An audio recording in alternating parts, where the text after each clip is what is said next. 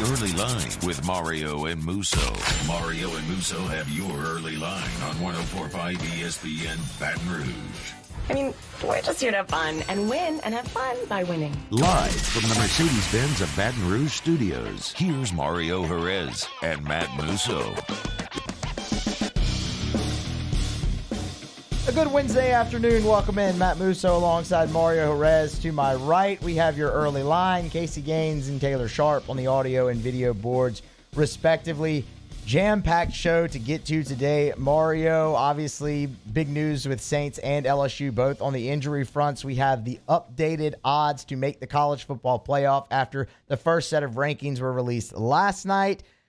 Got to look at some midweek lines, how they've progressed in college football. And Ben Mintz, of course, will be along to close out the show with us at 2:45. How are you today? I'm all right, Musso. How are you? I'm doing well, man. We can go ahead and just get right into it just because we do have so much today. Obviously, the biggest news is that regarding the New Orleans Saints and star wide receiver Michael Thomas, who on social media earlier this morning announced that he is out for the year after suffering a bit of a setback in his recovery after having ankle surgery near the start of training camp. Sean Payton did meet with the New Orleans media this morning on a conference call and talked about kind of the situation with Michael Thomas. I think it's accurate to say that there was a setback, and it wasn't anything of his. He's working his tail off, and the setback had more to do with the procedure he had initially that was just done. And as they went through the scans, there's a chance that he may have to have another procedure done. And so I can't call in and have Dr. Anderson get on the call with us and explain to you, but Michael is working his tail off to get healthy and become available. And I think that this isn't anything he can control. And so this has more to do with the tightrope procedure. And what that is a procedure that strengthens the ankle after, you've had a significant injury to that area. So the setback is really surgically related, and we'll kind of go from there. So we can get into, Michael Thomas and the relationship with the Saints and whatnot in a minute.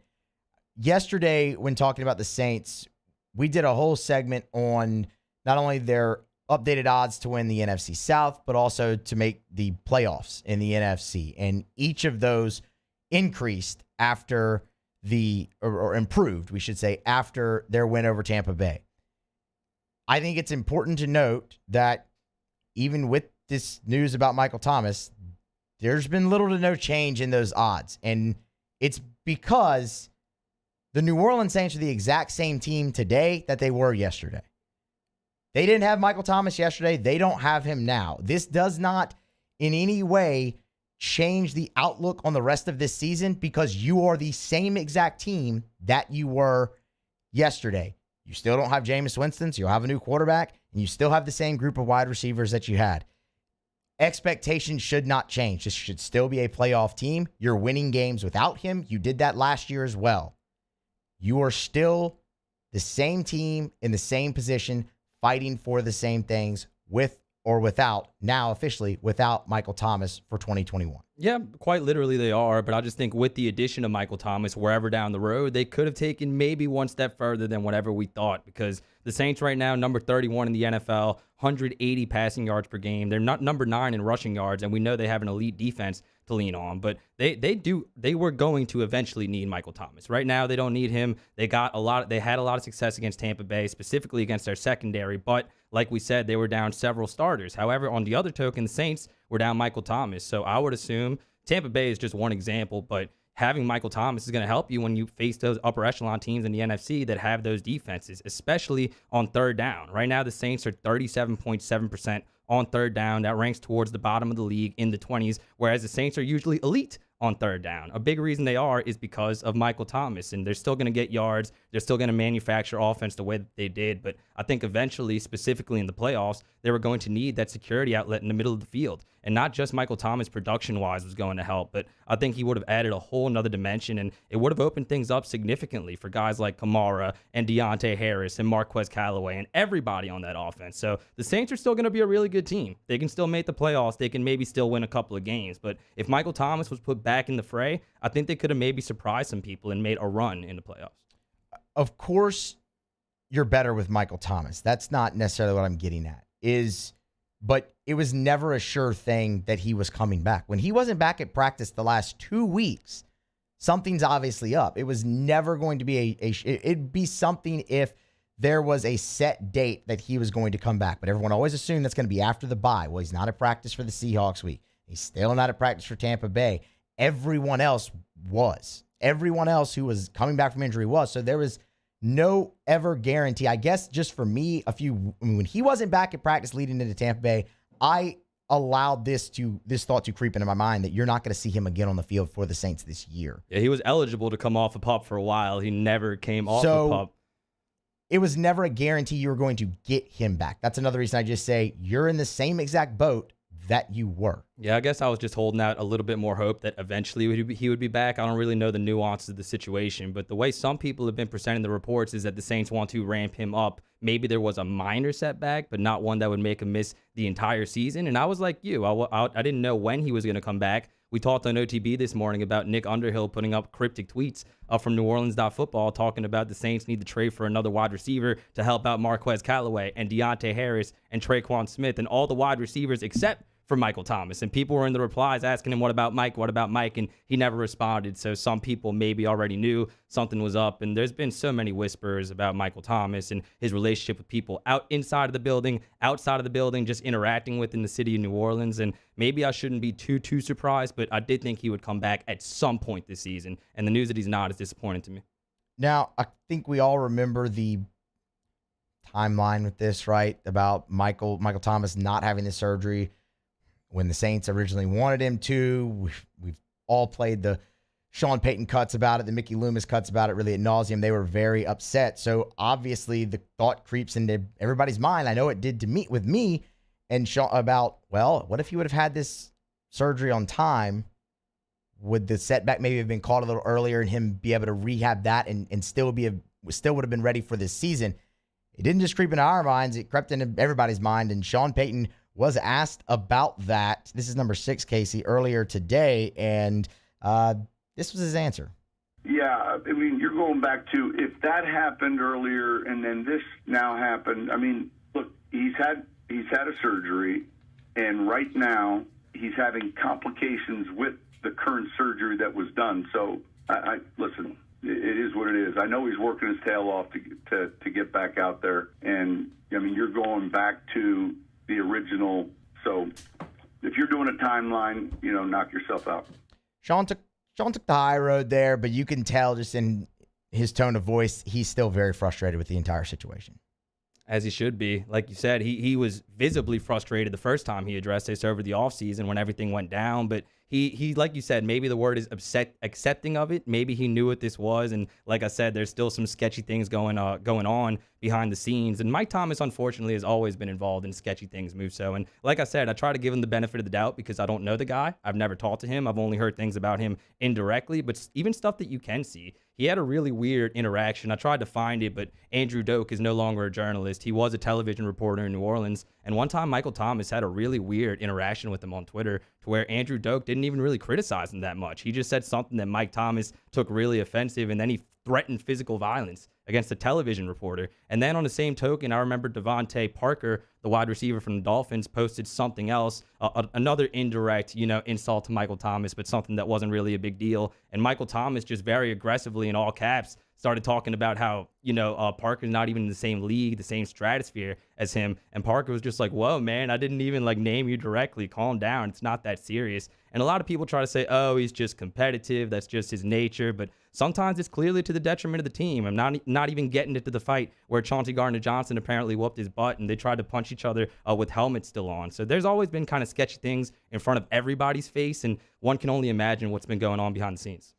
And you did mention potential trades that the Saints might have explored. And I know Kimberly A. Martin of ESPN reported yesterday that the Saints were in discussions with the Cleveland Browns about Odell Beckham Jr. Both sides couldn't agree on a workable deal.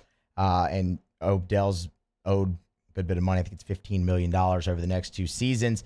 Sean Payton was asked again today, did they approach the trade deadline different yesterday given the news about Mike Thomas? No. When the trade deadline comes, we'll take a peek at what we think are players that may be available via trade. Like, we look at them, and maybe at some positions we won't look. But if you feel like you have a good team, you're paying attention to really all positions just based on who might be trading players. And so we've looked at receivers in the trade deadline. We've looked at quarterbacks. We've looked at defensive tackles. We've looked at a number of players just because there's a feeling that this team might be willing to move this player, tight end, receiver, safety. And so, you approach that a little if you have an interest like free agency. That's as far as that went. Like, there was never any, well, we got down to the wire and just couldn't agree to a price. Nothing relative to any position.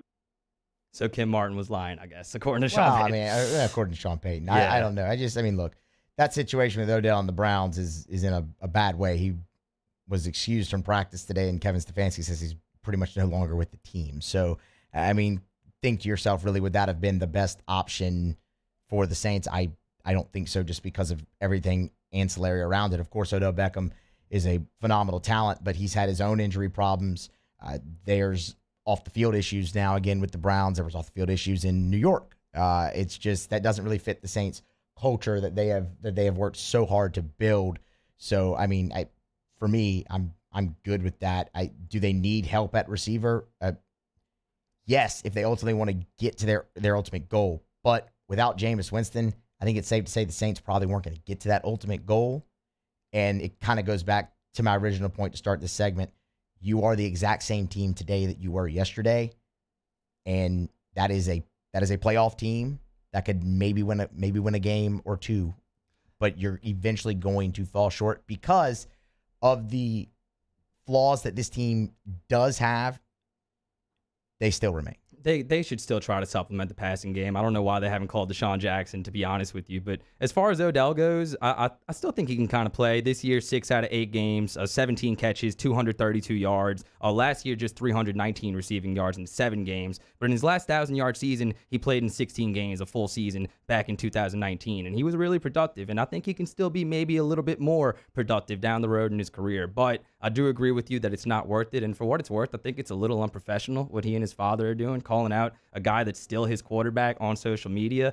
And he already had some problems, in New York, got traded to the Browns, and you still see similar problems. And Odell's a player that I respect. I enjoyed broadcasting his games a lot at LSU. It would have been cool if he came to the Saints personally, but I'm with you. It's not worth it. That being said, I still think the Saints should try to go get another wide receiver and try to help this passing game out. Yeah, we'll see if they do. You raised a good point about Deshaun Jackson. Why they haven't made that call is still it's still a bit head scratching. The Saints are 6-point favorites this weekend at home versus the Atlanta Falcons. Their NFC South title odds, their NFC playoff odds still remain unchanged, even with now the news of Michael Thomas being out for the season.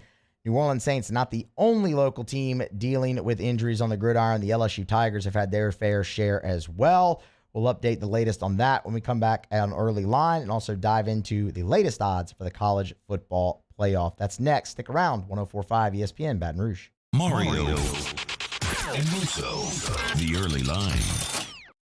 We opened up the playbook and expanded our coverage. Listen daily in high definition on 98.1 HD2. We are 104.5 ESPN Baton Rouge.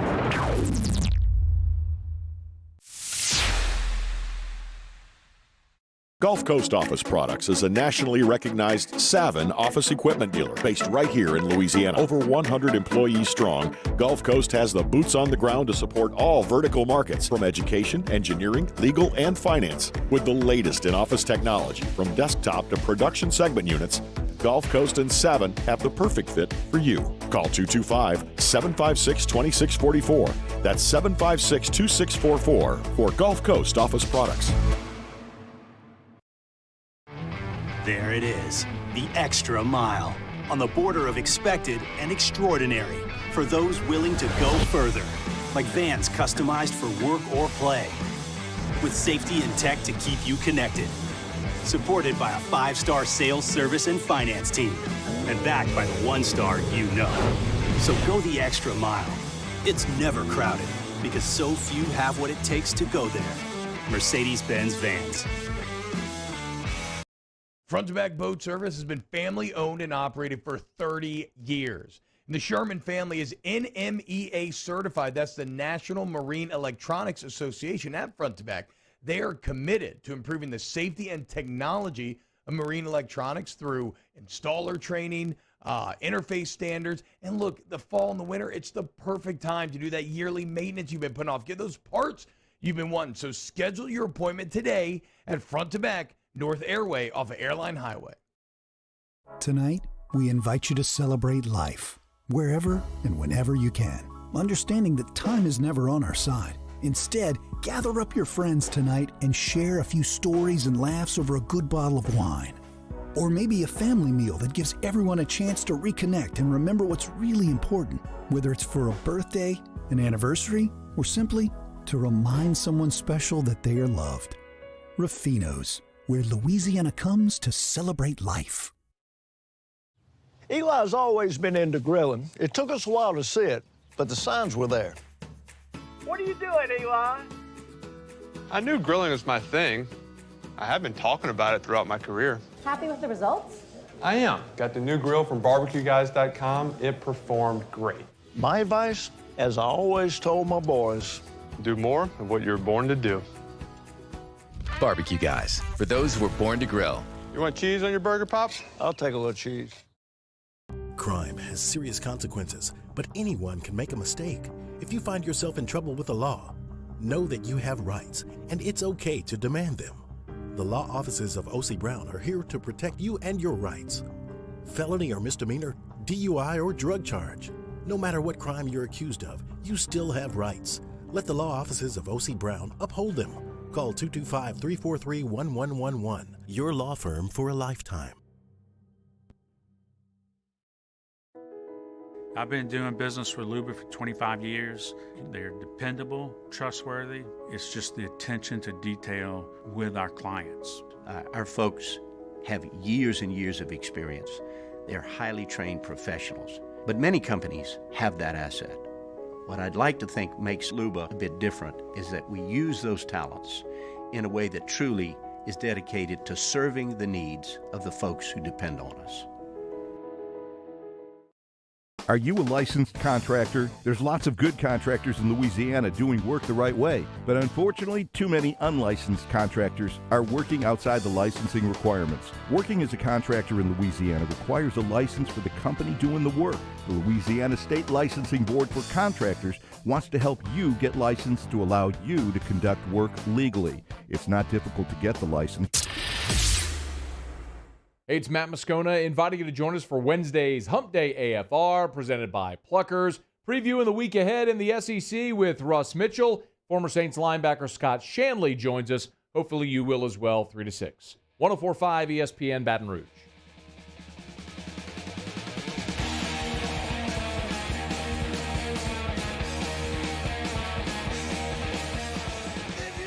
Early Line with Mario and Musso. 104.5 ESPN Baton Rouge. The LSU Tigers visit second-ranked Alabama this Saturday, 6 p.m. kickoff. Line still at LSU plus 28.5. Geez, the money line sitting at plus 1,800. The Tigers are facing an elite passing game in the Crimson Tide. They were already down 3 starters in the secondary, and today at the SEC head coach's teleconference, Edward Ogeron told reporters that now they're probably down a 4th. Just wanted to see if you had an update on Cordell Flott's status for Saturday. Very questionable. Very questionable. I doubt if he's going to play.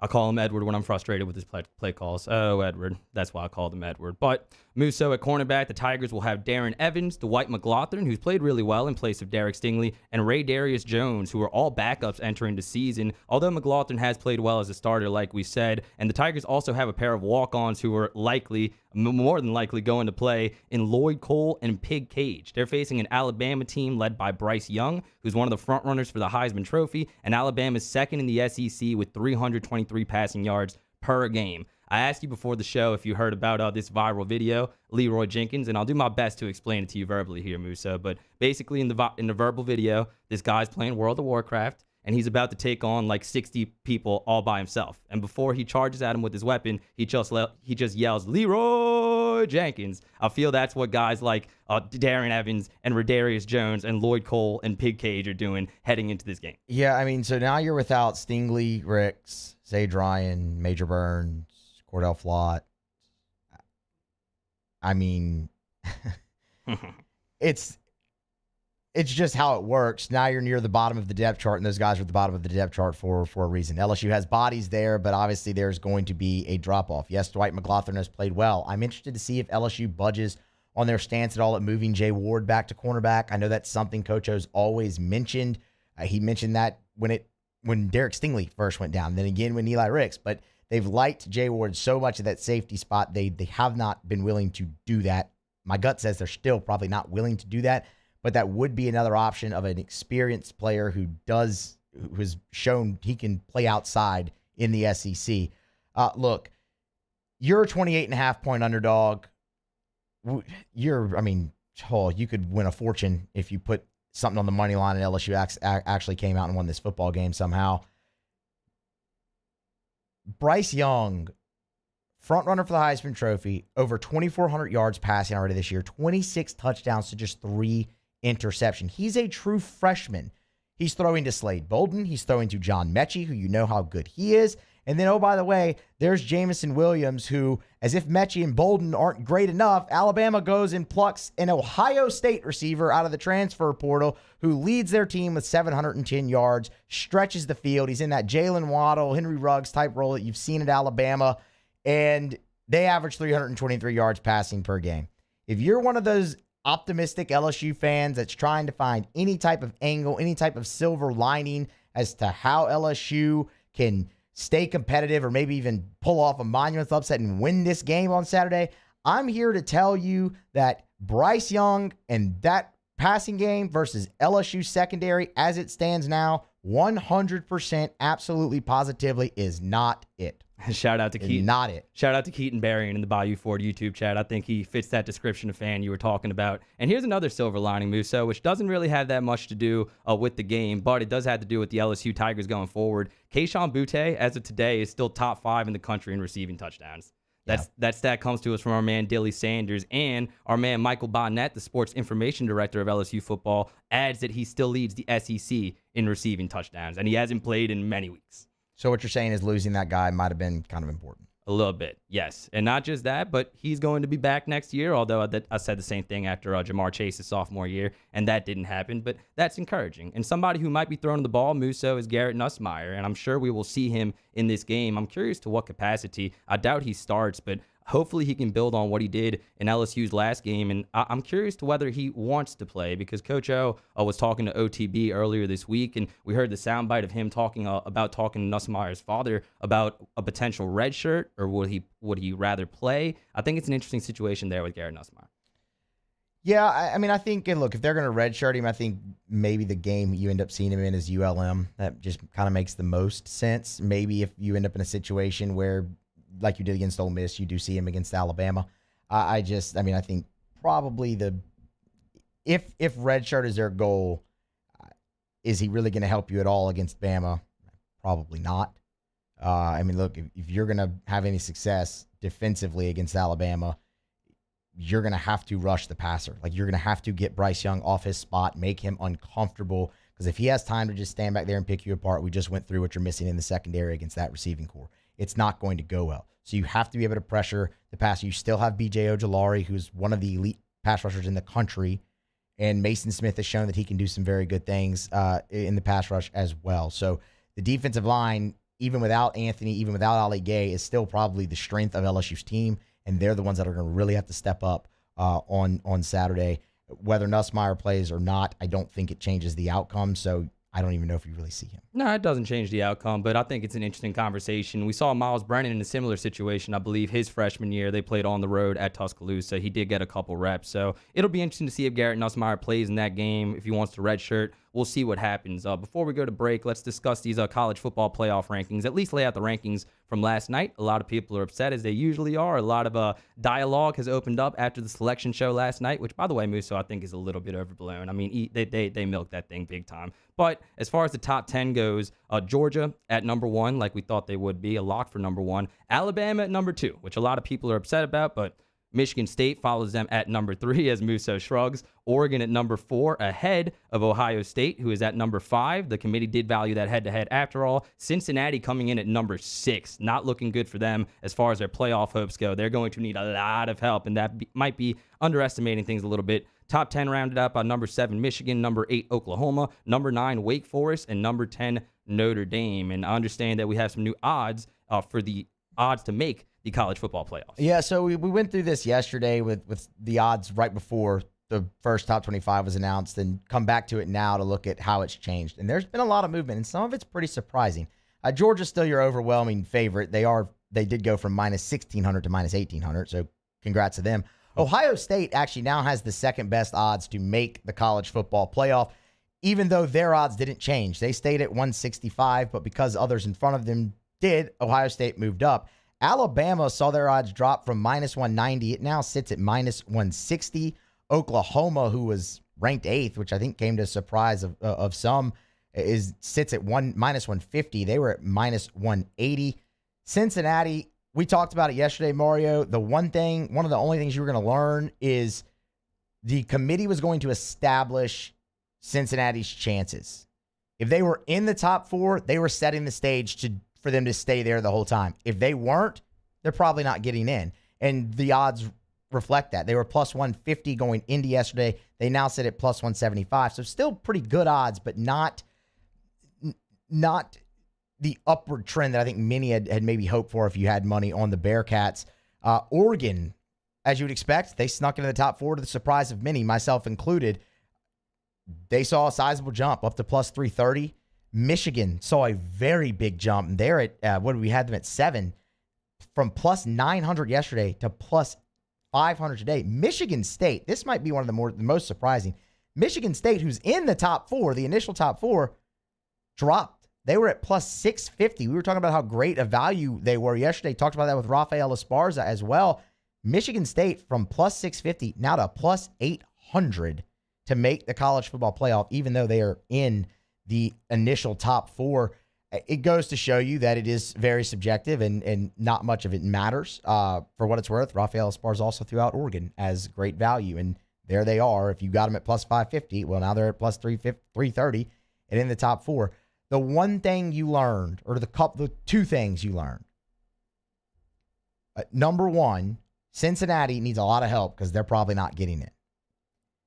And number 2 is this committee values head-to-head over everything. That is their most important criteria, at least through 1 week. It's the selection committee, so it could change next week, and it probably will. But at least for the first week, head-to-head was the deciding factor.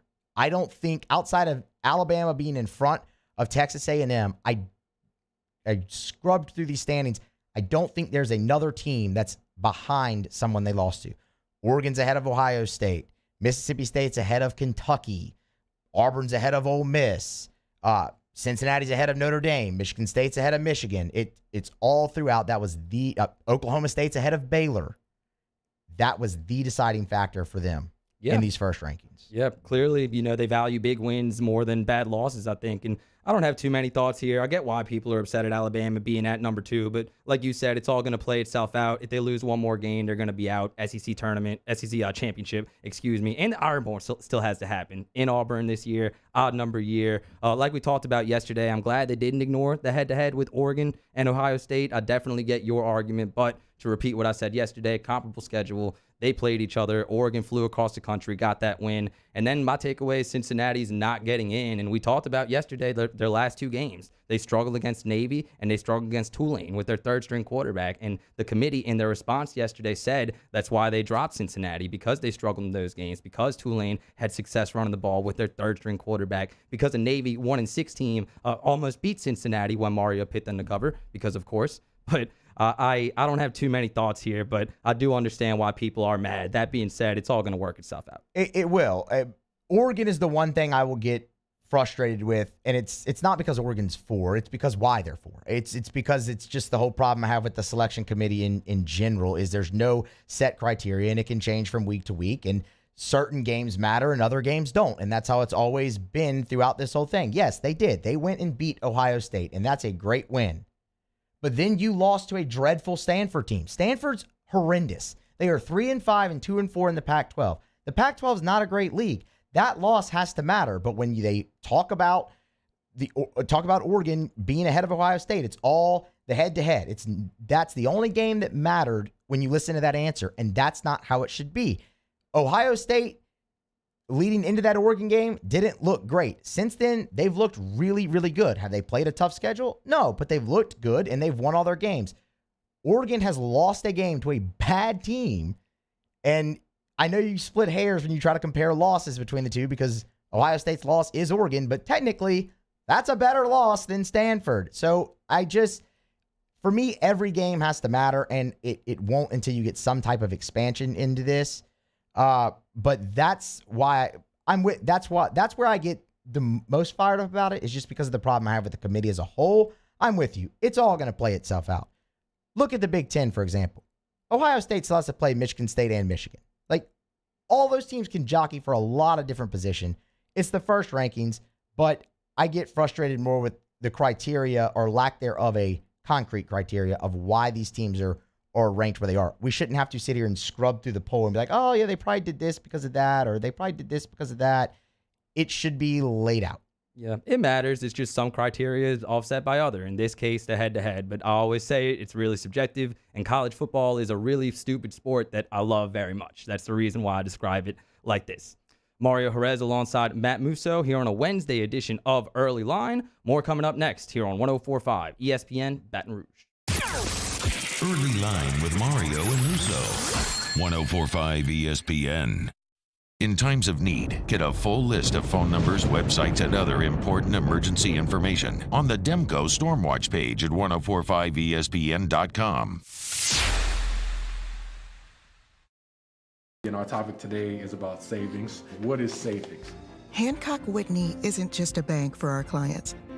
We're investing in our hometowns, making life better for everyone.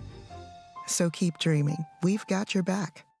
Gulf Coast Office Products is a nationally recognized Savin office equipment dealer based right here in Louisiana. Over 100 employees strong, Gulf Coast has the boots on the ground to support all vertical markets, from education, engineering, legal, and finance. With the latest in office technology, from desktop to production segment units, Gulf Coast and Savin have the perfect fit for you. Call 225-756-2644. That's 756-2644 for Gulf Coast Office Products.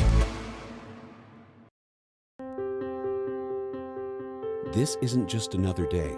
It's so much more. Kelly's life was put on hold when her auctioneer primary care doctor discovered a rare blood disorder. Her doctor connected her to an auctioneer care team of cancer, heart, and kidney specialists. With multiple primary care locations around Baton Rouge, same-day appointments, and online scheduling, we're relentless about keeping you healthy. Auctioneer Baton Rouge, innovating healthcare for Kelly. Service Master Elite create clean, disinfected work environments. As a local business, we take pride in serving the New Orleans and Baton Rouge areas. Our cleaning protocols follow CDC and OSHA standards for healthcare settings, offices, senior living, restaurants, and industrial plants. Contact Service Master Elite to get your operation ready for reopening with germ disinfection cleaning. Service Master Elite, the trusted choice in professional cleaning since 1996.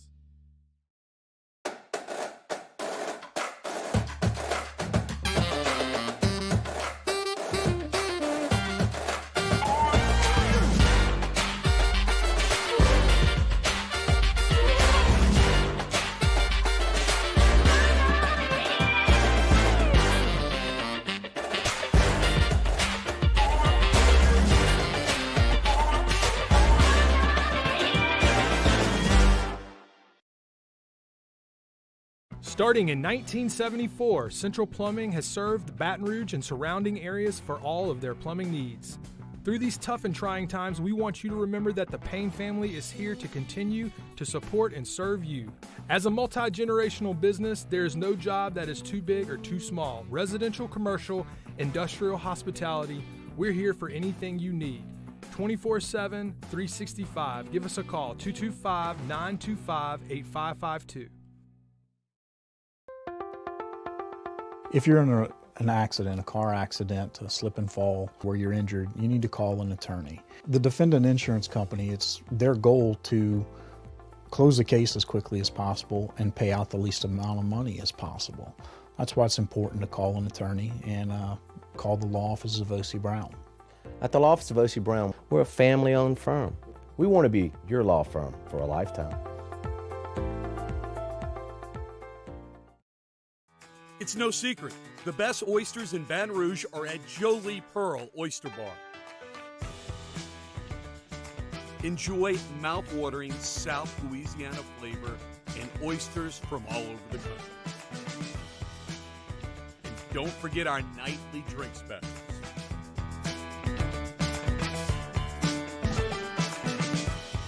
Jolie Pearl Oyster Bar, located in downtown Baton Rouge. If home is where the heart is, a roof is a shield. That's why for over 25 years, South Louisiana always turns to Garcia Roofing and Sheet Metal.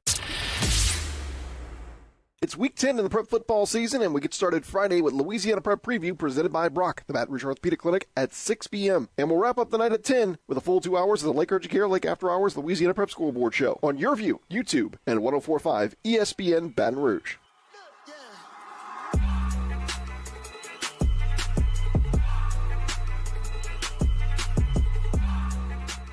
You're getting the early line with Mario and Musso on 104.5 ESPN Baton Rouge.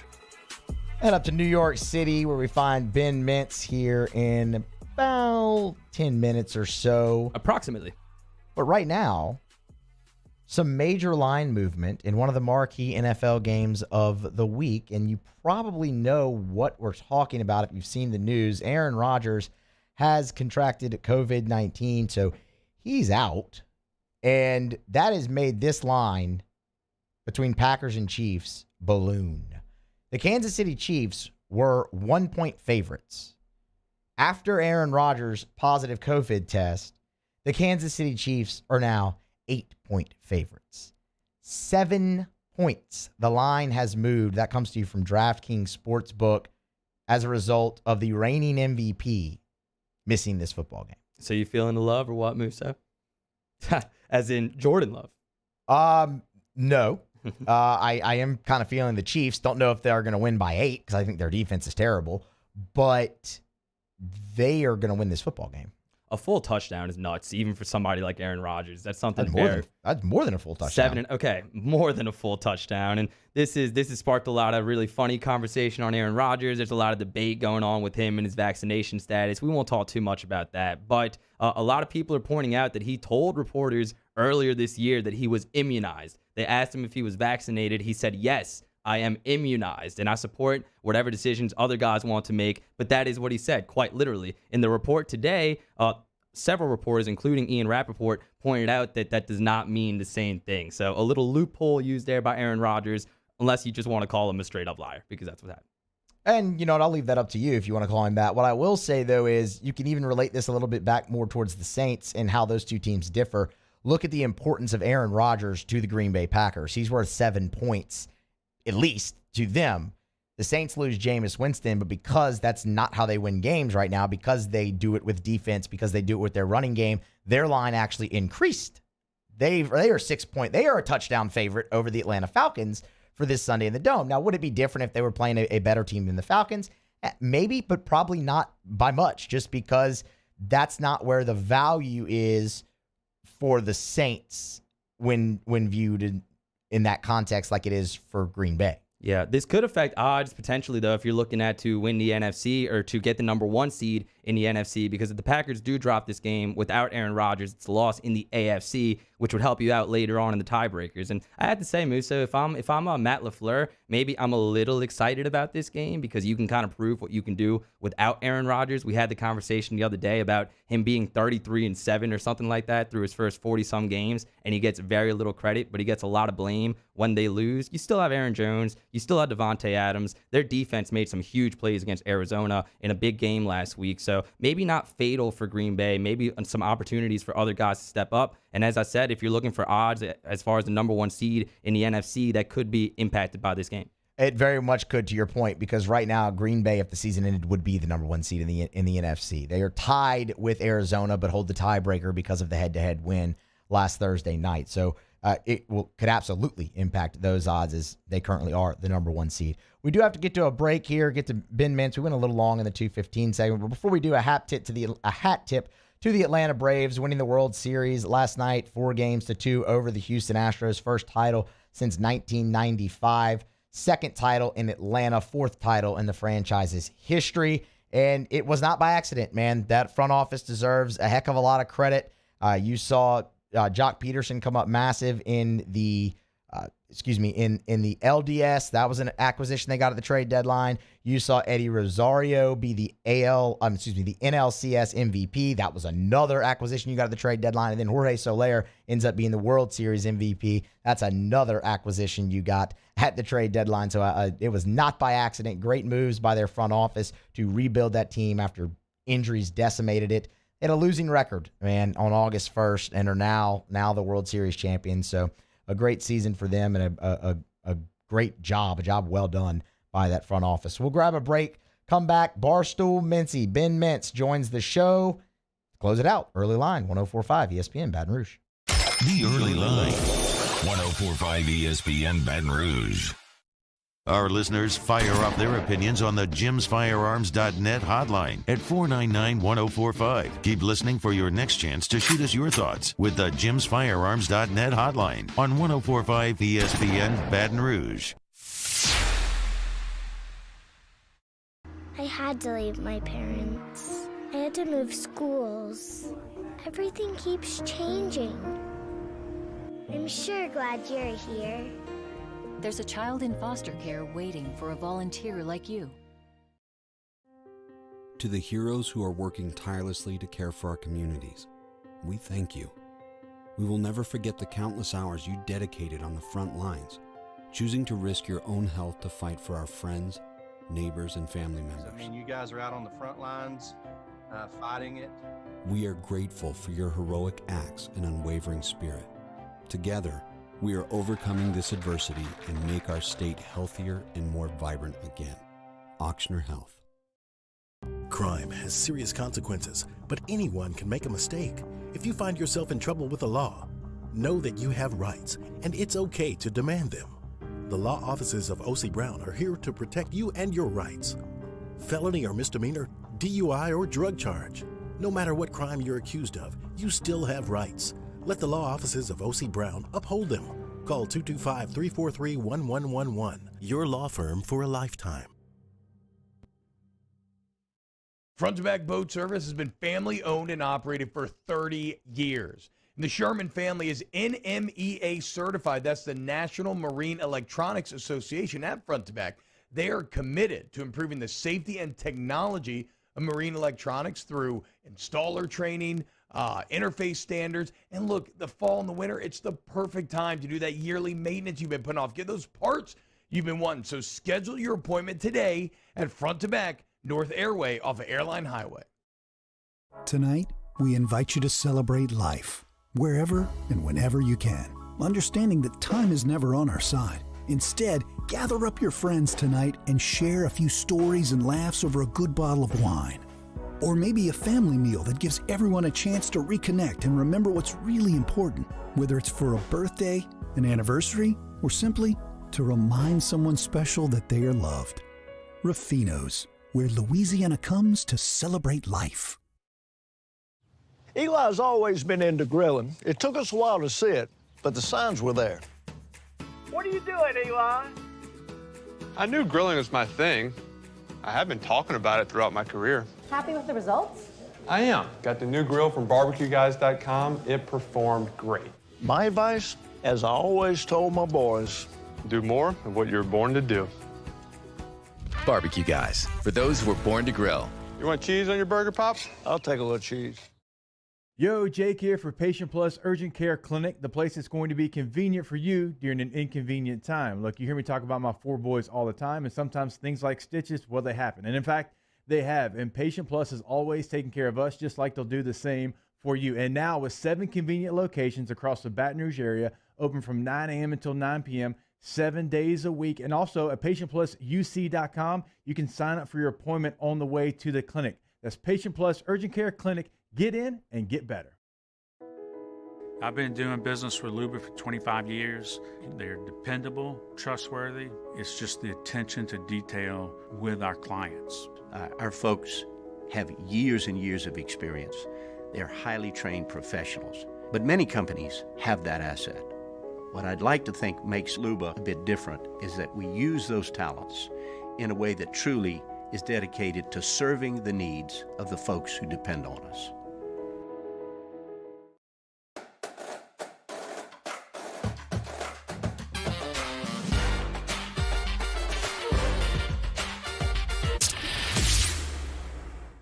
Coming up on Thursdays Off the Bench, a lot of college football talk as ESPN's Chris Lowe and the Athletics' Nicole Auerbach stop by. Debut of a new segment, brand new Big Deal or No Big Deal, and Chef Michael Johnson answers your Munchies questions. Off the Bench, 104.5 ESPN.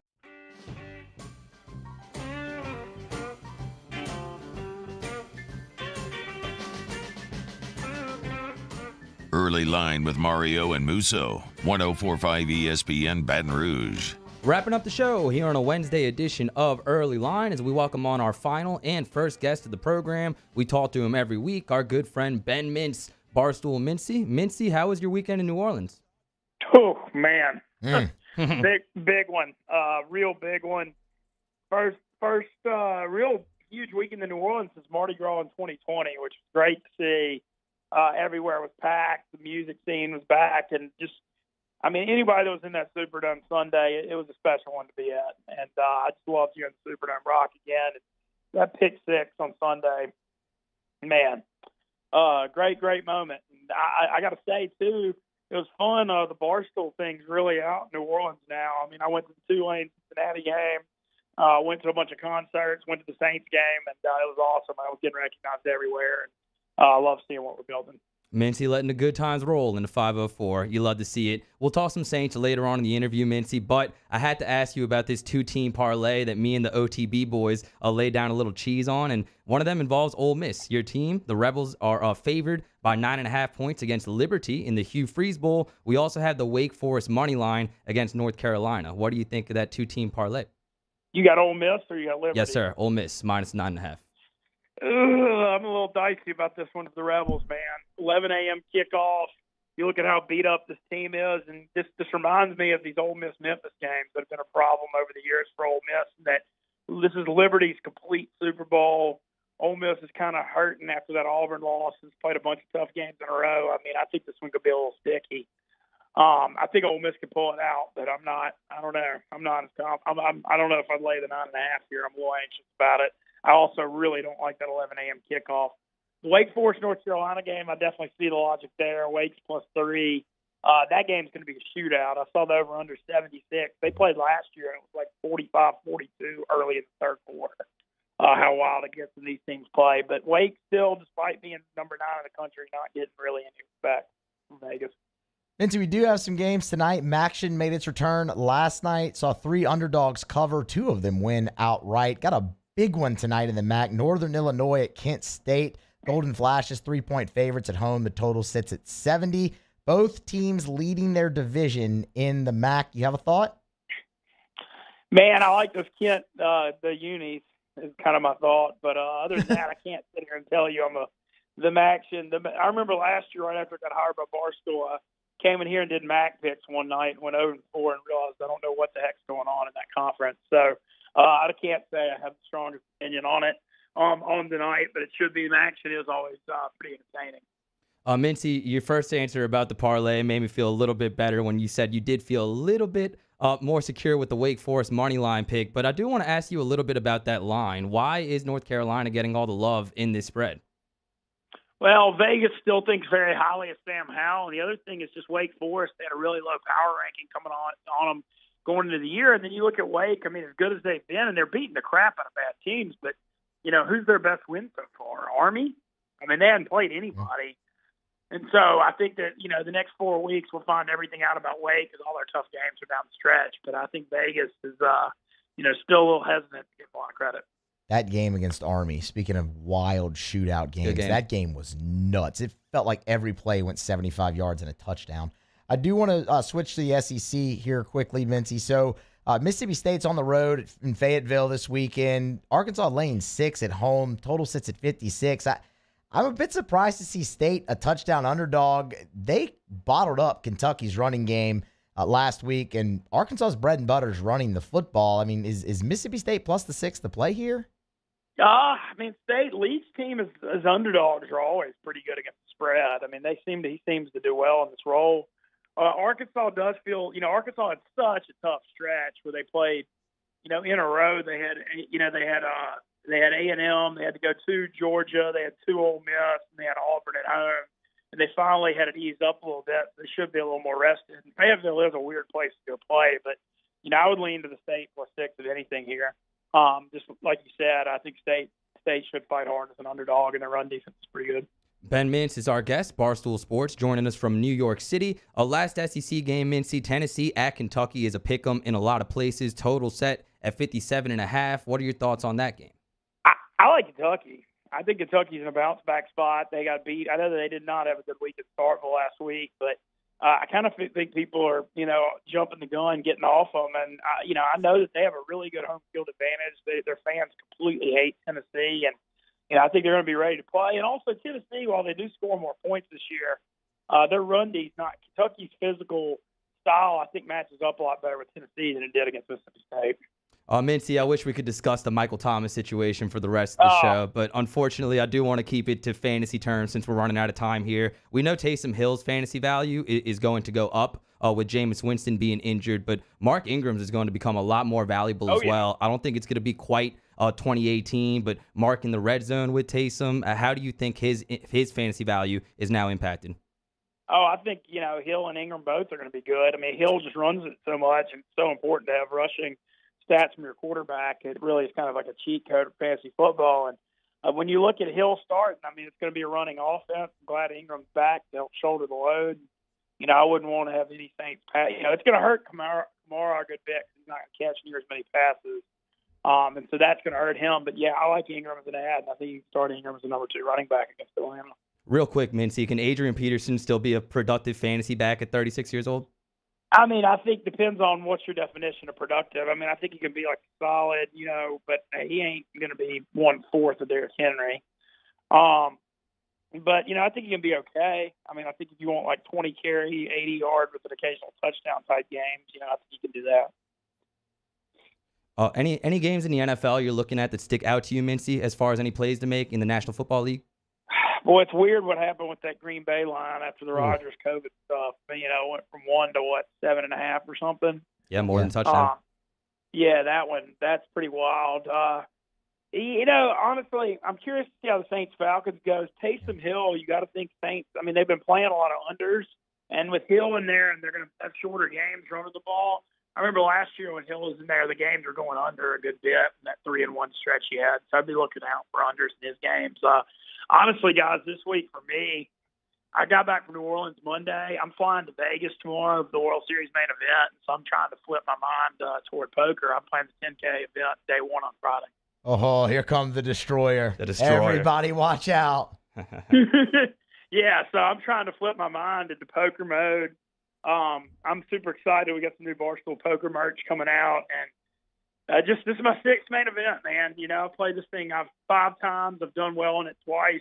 If I cash this one, that'll be 50% lifetime, which I think would be a pretty great stat.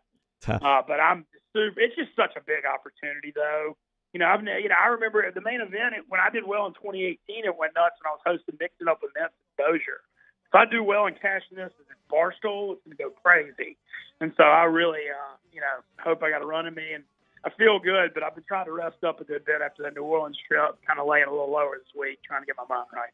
Keep laying low and keep on destroying. Ben Mintz, he joins us every week. Have a great one, Mintzy. Yeah, thank you. Shout out to him. Join us for another edition of Early Line. I also love it, Musso. We'll be back tomorrow from 2 to 3 p.m. For now, stay tuned for AFR and Matt Moscona. That's coming up next here on 104.5 ESPN Baton Rouge.